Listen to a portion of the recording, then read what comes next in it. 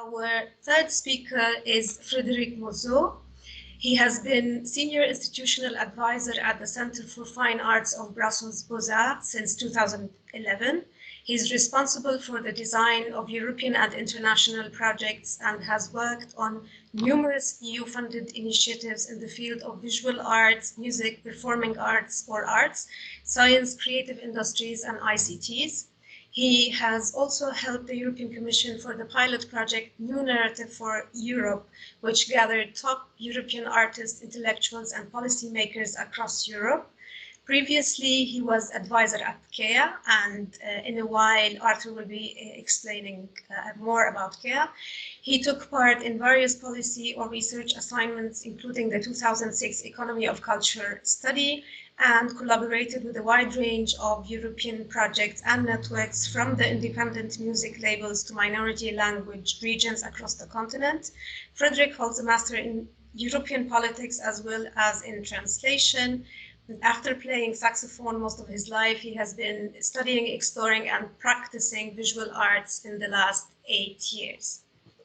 Frédéric, welcome, and the floor is yours. Yes, thank you. So yeah, as Robert was saying, I'm a senior advisor on well, quite a few things, but mainly on international projects. I would say now working a bit more on digital, as you will see here, and yeah, so I'm just maybe going to bring a maybe more micro view perspective on what does an ecosystem or partnership or community building logic means when it comes to a large multidisciplinary art house like the Center for Fine Arts. So I don't know, maybe some of you don't know the Center for Fine Arts. So it's based in Brussels, in the center of Brussels, in the arts, in the museum quarter. Since 2002, we call it Beaux-Arts. It's a label also encompassing all its transversal dimensions, so all its different disciplines.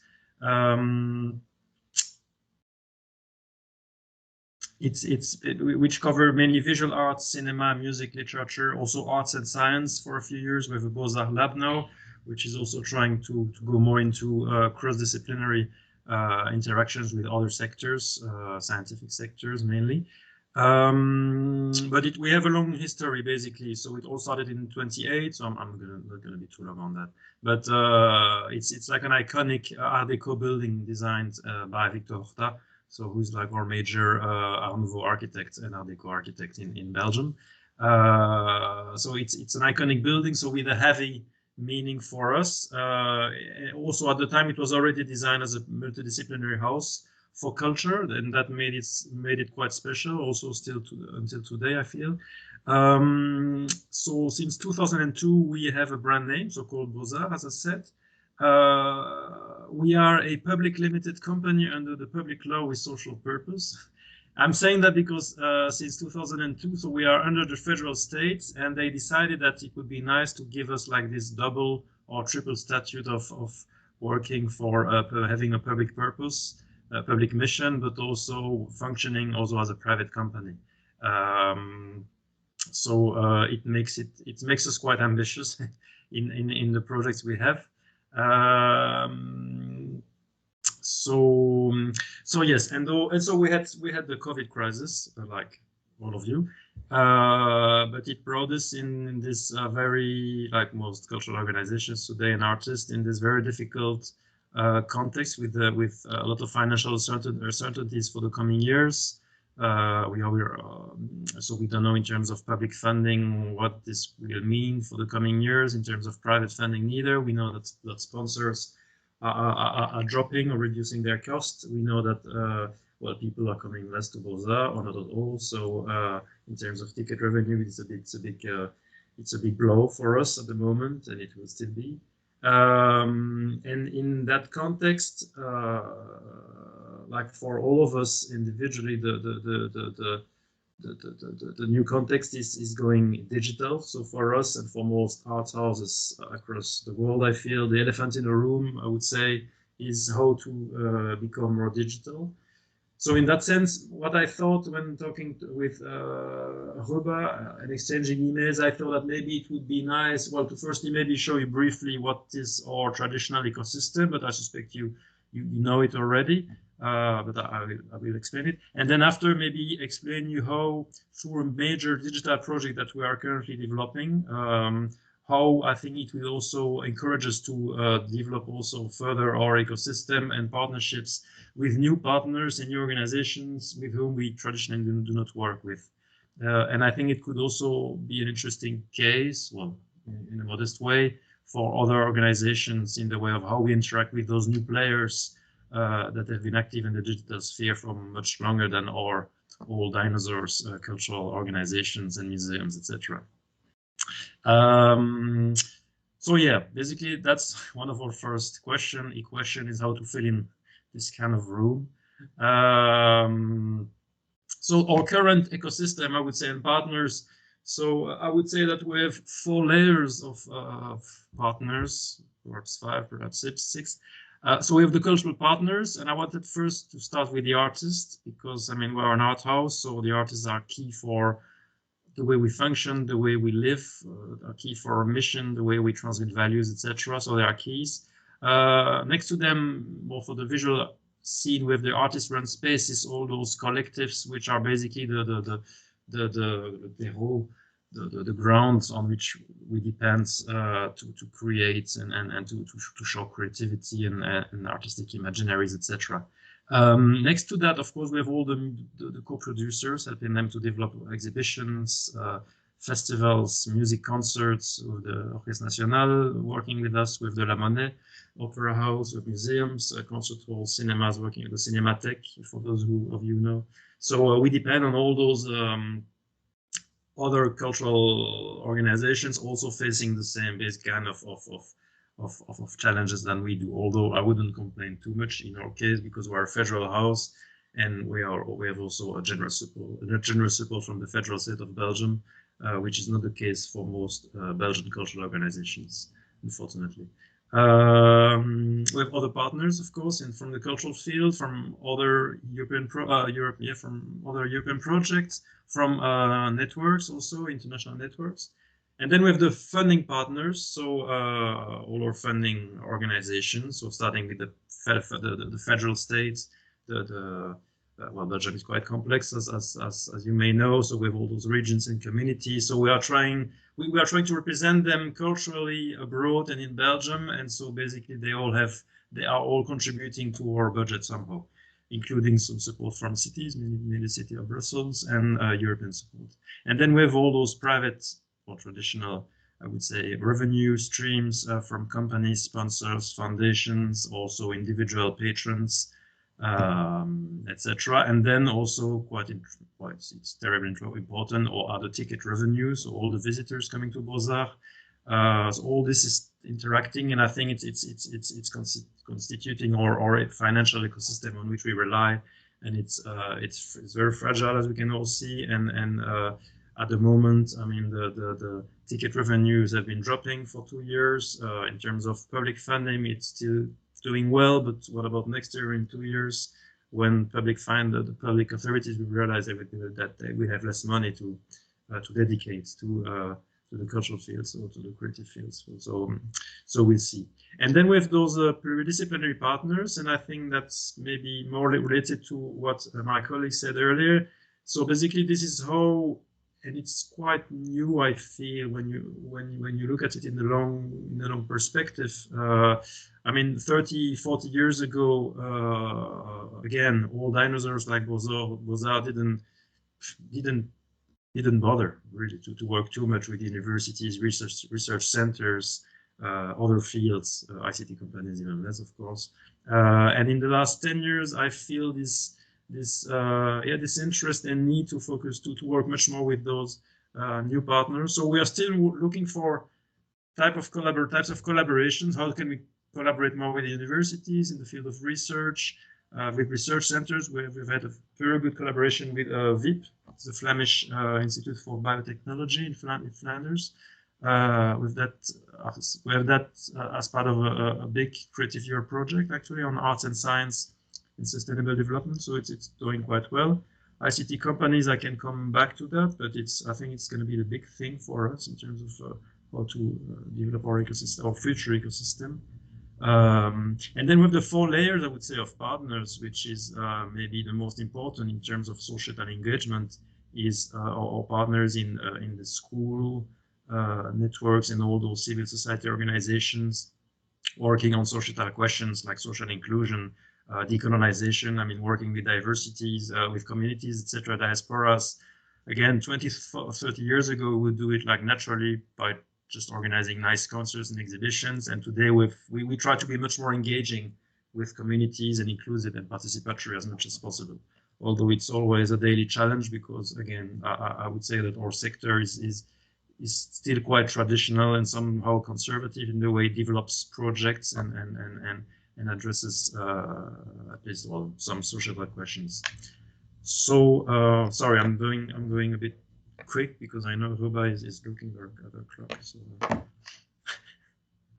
I feel the pressure. So yeah, Digital Beaux-Arts. So we were lucky because we had a very good support, if I can say so. I even give you the number here from the Plan de Relance, the European Recovery Plan, and we were informed about it in June by the federal state.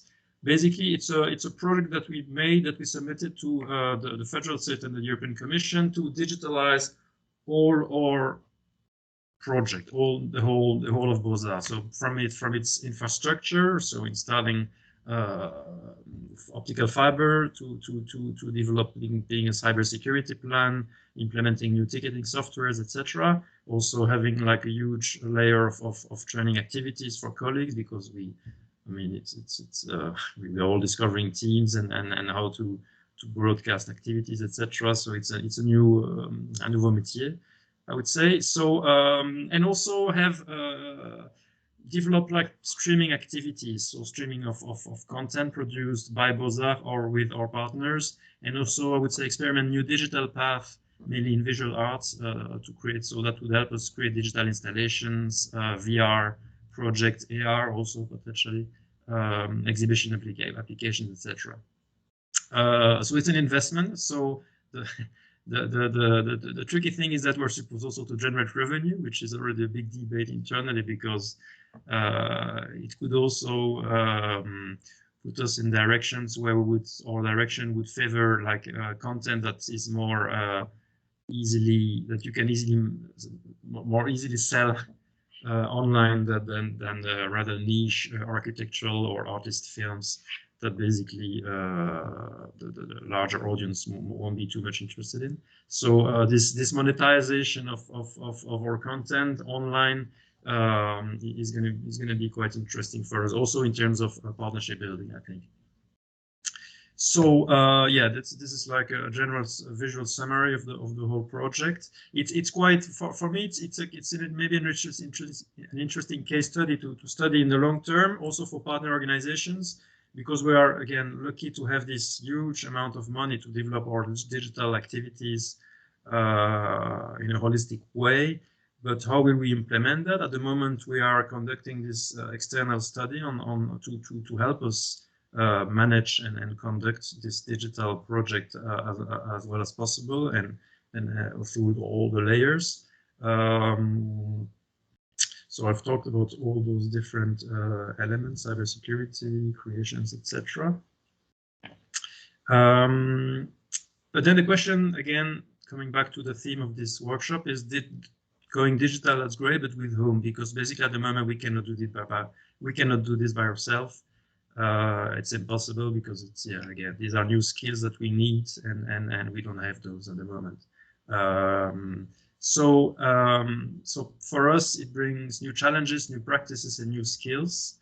And the key question in the long and also in the short term, and the study we're working on, we hope will give us elements of answers for that, is with whom shall we collaborate, for instance, for the streaming of our activities. And the sector is also, and you all know that facing the arrival of all those ICT operators in Belgium, you have Proximus, Orange, Telenet.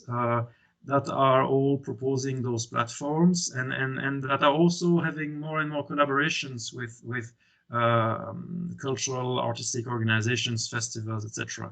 In Proximus, like a big ICT company in Belgium, I just saw that, for instance, they have the Clara Festival on their television channels. So basically, we are now in the situation where we will have the question as to whether we contact them and try to see whether they would be interested in streaming or content online. Same with Orange. I also feel that banks, through their online platforms, are also increasingly becoming like content providers or giving access to content.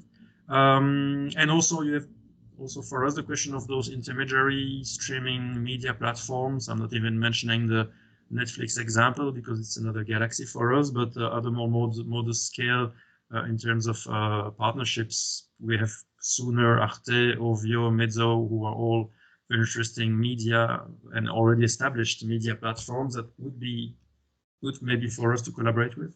And we have other content aggregators, distributors.